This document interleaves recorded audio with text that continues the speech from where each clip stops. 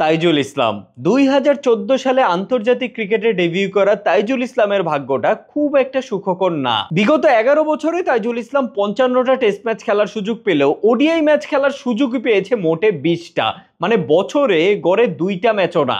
আর টি-20 match খেলার সুযোগই পেয়েছে মোটে 2টা। টেস্টে তো তাইজুল বরাবরই চমৎকার, আর ওডিআইতেও কিন্তু তাইজুল অতটাও খারাপ না। 20টা ওডিআই ম্যাচে তাইজুল উইকেট পেয়েছে 31টা, ইকোনমি 4.5-এর একটু বেশি। যদিও খেলাগুলো কোথায় হয়েছে সেটা না হয় নাইবা বলি, কিন্তু জাতীয় দলের হয়ে ওডিআই আর টি-20তে সুযোগ না পাওয়া এই তাইজুল ইসলাম হঠাৎ করে সুযোগ পেয়ে গেল এসএ-20তে, মানে সাউথ আফ্রিকান টি-20 লিগে। ভাবা যায়, গত সেপ্টেম্বরের মেগা নিলামে তাইজুল ইসলামকে 35 লক্ষ টাকায় কিনে হইচই ফেলে দেয় ডারবান সুপার জায়ান্টস। বিষয়টাতে আমরা যতটা অবাক হই, ঠিক ততটাই খুশি তাইজুল ইসলাম বোধহয় হয়েছিল এই কারণে বললাম, কারণ তাইজুল ইসলামের এই খুশি শেষ অব্দি ধূপে টিকলো না। টুর্নামেন্ট শুরু হবার আগেই ডারবান সুপার জায়ান্ট জানালো যে তারা তাইজুল ইসলামের পরিবর্তে কেন উইলিয়ামসনকে দলে ভেড়াচ্ছে। বেচারা তাইজুল ভাই, টি-20তে যে নিজের দেশের জাতীয় দলেই ডাক পায় না, হঠাৎ করে সে বাহিরের একটা লিগে ডাক পেয়ে কি খুশিটাই না হয়েছিল।